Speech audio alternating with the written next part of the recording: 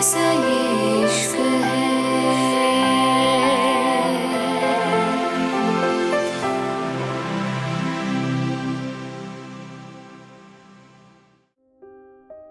मुंबई। रिवांश ने रूहानी को छोड़ दिया था, लेकिन इसके बाद भी रूहानी की सांसें अभी नॉर्मल नहीं हुई थी। वो लगातार रिवांश को घूर रही थी, क्योंकि उसको समझ नहीं आ रहा था आखिर इस इंसान के साथ प्रॉब्लम क्या थी। वो तो जानती तक नहीं थी उसकी गलती क्या थी। सिर्फ ये गलती की वो एक मासूम सी लड़की थी जिसने जबरदस्ती उससे शादी करी थी, वो भी अपने नकली माँ बाप की मर्जी से। जब उसकी बहन ने ही अपने प्यार की कदर नहीं करी तो वो क्या करती। उसको तो अपने माँ बाप का एहसान चुकाना था ना, जिस एहसान में वो उसको आज तक दबाते आए थे, जिस एहसान में वो दबती आई थी। लेकिन अब उसके पास और कोई रास्ता नहीं था। वो करती भी क्या? आखिर उसकी गलती क्या थी? यही सोच के उसने फिर उन नीली आंखों में देखा था जहां शायद उसको कुछ तो नजर आए, कुछ ऐसा जिसको देख के उसको खुशी हो। लेकिन वहां तो सिर्फ नफरत थी।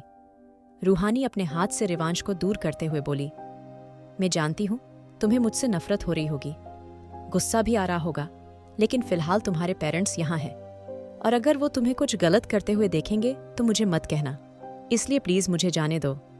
इतना कह के रूहानी ने खुद को छुड़ा लिया था और रिवांश बिना कुछ कहे चला गया था। करीब 2 घंटे बाद सब लोग जाने के लिए तैयार थे। ईशान रूहानी के हाथों में महंगी ज्वेलरी देते हुए बोला, ये लो, ये तुम्हारी शादी का गिफ्ट है रूहानी, तुम में मुझे 20 साल पहले की हया नजर आती है। ईशान की बात पे रिवांश ने गुस्से से उसको देखा था, लेकिन रूहानी मुस्कुरा के बोली, थैंक यू सो मच बड़े पापा, आपको मैं मॉम जैसी लगती हूँ, ये मेरे लिए बहुत बड़ी तारीफ है। शायद इससे बड़ी तारीफ और कोई हो भी ना, लेकिन फिर भी मैं ये तोहफा नहीं ले सकती, मैं इसके काबिल नहीं हूँ। ये तोहफा इस घर की बहू राव्या का था, लेकिन किस्मत का खेल था, उसकी जगह मैं यहाँ हूँ।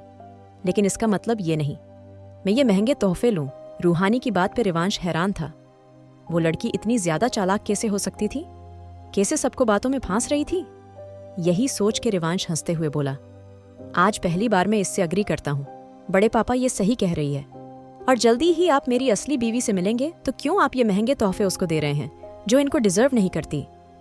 रिवांश की बात सुन के रुद्राक्ष गुस्से से बोला, अपनी बकवास बंद करो रिवांश, और एक बात अपने इस दिमाग में बैठा लो, अच्छे से बैठा लो, भले कुछ भी ही जाए रूहानी तुम्हारी बीवी है, और इस जन्म में तो तुम रूहानी से दूर नहीं जा सकते। जब तक मैं जिंदा हूं तुम रूहानी के साथ ही रहोगे, मैं तुम्हें कभी उससे दूर नहीं जाने नहीं दूंगा। और राव्या के ख्वाबों ख्यालों से बाहर आ जाओ, क्योंकि वो जा चुकी है तुम्हारी, हमारी और सबकी जिंदगी से, इसलिए राव्या का नाम मैं तुम्हारे मुंह से वापस ना सुनूं। रुद्राक्ष की बात सुन के रिवांश धीरे से बोला, डेड, ये आपके ख्वाब में हो सकता है, आप राव्या का नाम मेरे मुंह से ना सुने, क्योंकि जब तक मैं जिंदा हूं उसको मेरे दिल से कोई नहीं निकाल सकता। रिवांश शेखावत कोई गली का सस्ता आशिक नहीं जो यूं ही अपनी मोहब्बत को भूल जाओ।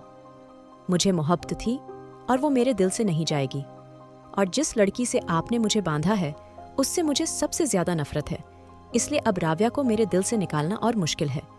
इतना कह के रिवांश चला गया था। रिवांश के जाने के बाद रूहानी धीरे से बोली, सॉरी। रूहानी की बात पे हया जल्दी से बोली, रूहानी ये सॉरी बोल के तुम हमें शर्मिंदा कर रही हो बेटा, और एक बात याद रखो, शेखावत परिवार की बहू तुम ही हो और रहोगी। रिवांश को एक दिन ये बात माननी पड़ेगी, और ये सब तोहफे सिर्फ तुम डिजर्व करते हो। प्लीज रूहानी, इन तोहफों को मना करके हमारा अपमान मत करो, हम तो अपनी बहू को ये तोहफे दे रहे हैं, हमारी बहू हमारी रूहानी। हया ने इतना कह के रूहानी के सर को चूम लिया था, और रूहानी की आंखों से आंसू बह निकले थे। कुछ देर रूहानी को अच्छे से समझाने के बाद तीनों चले गए थे। रूहानी जब जब सोचती थी उससे अब ये शादी नहीं संभल पाएगी, तब रुद्राक्ष और हया किसी फरिश्ते की तरह उसको ऐसे समझाते थे। वो सब कुछ भूल के फिर से रिवांश नाम के शैतान से लड़ने को तैयार हो जाती थी, क्योंकि जो भी था कम से कम यहां वो सुकून का सांस तो ले पा रही थी, वरना उस घर में उसको उठते बैठते ताने पड़ते थे, उसको जलील किया जाता था। अभी रूहानी यही सोच रही थी जब अचानक ही उसको रिवांश आता दिखाई दिया था। रिवांश को देख के उसने कुछ नहीं कहा था और फिर बिना कुछ कहे अंदर चली गई थी। हैया और रुद्राक्ष रूहानी को महंगा फोन गिफ्ट करके गए थे, जो को उसको ढंग से चलाना भी नहीं आता था, लेकिन अब कम से कम वो बोर तो नहीं होगी। हया उसको समझा के गई थी फोन को कैसे चलाना है, इसलिए अब फिर भी थोड़ा बहुत फोन रूहानी चला ही लेती थी।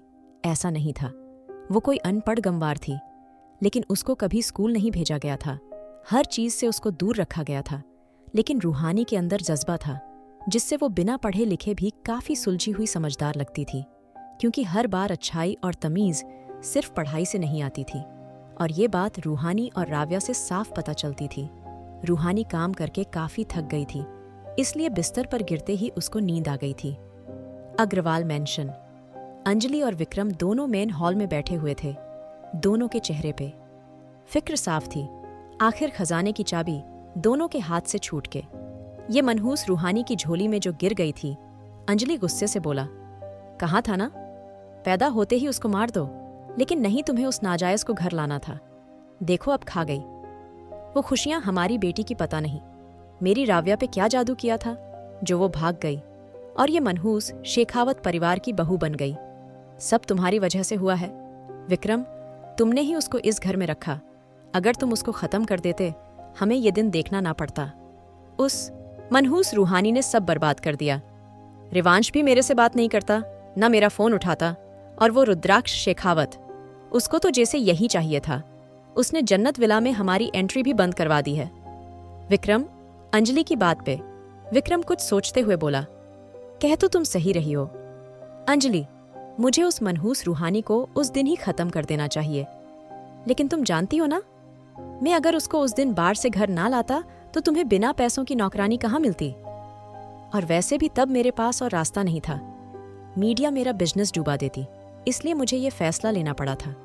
खैर, अभी भी कुछ नहीं बिगड़ा, हम अभी भी इसको रास्ते से हटा सकते हैं। विक्रम की बात पे अंजलि गुस्से से बोली, बकवास बंद करो। तुम विक्रम क्या नहीं बिगड़ा? वो लड़की शेखावत परिवार की बहू है, इंडिया के सबसे अमीर परिवार की बहू। क्या ये काफी नहीं? कैसे हटाओगे तुम उसको रास्ते से? उसका मर्डर करोगे तो वो रुद्राक्ष शेखावत, जो आजकल उसका बाप बना बैठा है, वो हमें जिंदा नहीं छोड़ेगा। अंजलि की बात पे विक्रम कुछ सोचते हुए बोला, अंजलि, हमें उसको रास्ते से हटाने के लिए उसको मारने की जरूरत नहीं है। विक्रम की बात अंजलि गुस्से से बोली, क्या बोल रहे हो विक्रम? कैसे नहीं है? जरूरत बताओगे मुझे तुम? विक्रम आराम से बोला, जहां उसकी मां थी और जहां से उसको उठा के लाए थे, उसको वहीं छोड़ आते हैं, बताओ। विक्रम की बात ले अंजलि गुस्से से चीखी, विक्रम, तुम अपना दिमागी संतुलन खो चुके हो क्या? रुद्राक्ष शेखावत हमें जिंदा नहीं छोड़ेगा और तुम ये सब करोगे कैसे? अगर तुम कुछ कर सकते हो तो किसी बाहर के आदमी को ढूंढो। अगर कोई बाहर का आदमी मान गया तो हम उसको बेंच देंगे। और रिवांश शेखावत तो खुद से उससे छुटकारा पाना चाहता है, तो रिवांश की फिक्र ही नहीं, और रुद्राक्ष को कुछ पता नहीं चला रही। बात उस मनहूस को लाने की तो वो मैं जानती हूँ, उसको कैसे लाना है। वो प्यार की भूखी है, मैं उसको अपने प्यार के जाल में फंसाकर उसको रिवांश से दूर कर दूंगी। अंजलि की बात पे विक्रम कुछ सोचते हुए बोला, तुम सही कह रही हो। अंजलि, इटली से एक क्लाइंट आया हुआ है जो हमारी मदद कर सकता है। वो लड़कियों की स्मगलिंग करता है, और अगर हम रूहानी को इसको देंगे तो हमें अच्छी खासा पैसा भी मिलेगा और हमारी परेशानी भी दूर। विक्रम की बात सुन के अंजलि ले चेहरे पे जहरीली मुस्कान आ गई थी। वो खुश होते हुए बोली, ठीक है, कल ही मैं उस मनहूस को अपने इशारों पे नचाना शुरू करेंगी। तुम उस इटली वाले क्लाइंट को फाइनल करो। इतना कह के दोनों मुस्कुराने लगे थे। जन्नत विला। अरीना करीब रात के 2 बजे घर लौटी थी। ईशान, जो कि मेन हॉल में बैठा था, थोड़ा सख्ती से बोला, अरीना, टाइम देखो क्या हो रहा है।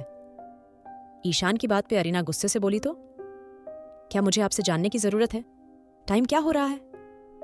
मिस्टर ईशान शेखावत, मेरी आंखें हैं, बेहतर होगा आप अपने काम से काम रखें।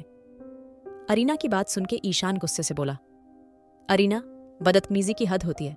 बाप हूं तुम्हारा, मैं ये क्या तरीका है अपने बाप से बात करने का? क्या तुम्हें समझ नहीं आता? ईशान की बात पे अरीना ताली बजाते हुए बोली, अच्छा, किसके बाप हैं? ओह हाँ, जिस हिसाब से आपके चक्कर हैं, उस हिसाब से तो आप ना जाने कितने बच्चों के बाप। अभी अरीना की बात पूरी नहीं हुई थी जब किसी ने जोरदार थप्पड़ उसके मुंह पे जड़ दिया था। थप्पड़ की आवाज इतनी तेज थी, पूरे जन्नत विला में गूंज गई थी। थप्पड़ मारने वाला कोई और नहीं बल्कि वीना थी। वीना गुस्से से अरीना का गला पकड़ते हुए बोली, तूने साबित कर दिया, गंदगी को कितना ऊंचा बैठाओ, वो गंदगी ही रहती है। वीना की बात पे ईशान वीना को दूर करते हुए बोला, आपकी हिम्मत कैसे हुई मेरी बेटी पे हाथ उठाने की? मैं बाप हूं उसका, और ये मेरे और मेरी बेटी के बीच की बात थी। मैं किसी तीसरे से ये एक्सपेक्ट नहीं करता। वो आके हम दोनों के बीच बोले, भले वो मेरी अपनी माँ क्यों ना हो। ईशान की बात सुन के वीना गुस्से से बोली, ईशान तूने देखा ना इसने क्या कहा? इसकी हिम्मत कैसे हुई ये बोलने की? मैं इसको अब एक पल भी यहां नहीं रहने दूंगी। ईशान समझ आया तुझे? वीना की बात सुन के ईशान गुस्से से बोला, मेरी बेटी कहाँ रहेगी ये आप डिसाइड नहीं करेगी? आप ऑलरेडी हमारी फैमिली बर्बाद कर चुकी हैं। दूर रहिए अरीना से। इतना कह के ईशान जैसे ही अरीना की तरफ बढ़ा था, अचानक ही अरीना नफरत से उसका हाथ झटक के चली गई थी। आखिर क्या करेगा अब ईशान? क्या दोनों बाप बेटी के बीच को दूरियां होंगी कम? क्या रिवांश बचा पाएगा रूहानी को विक्रम और अंजलि से? जानने के लिए सुनिए married to cold hearted billionaire. और अगर आपको एपिसोड पसंद आया तो लाइक, शेयर और सब्सक्राइब करना ना भूलें।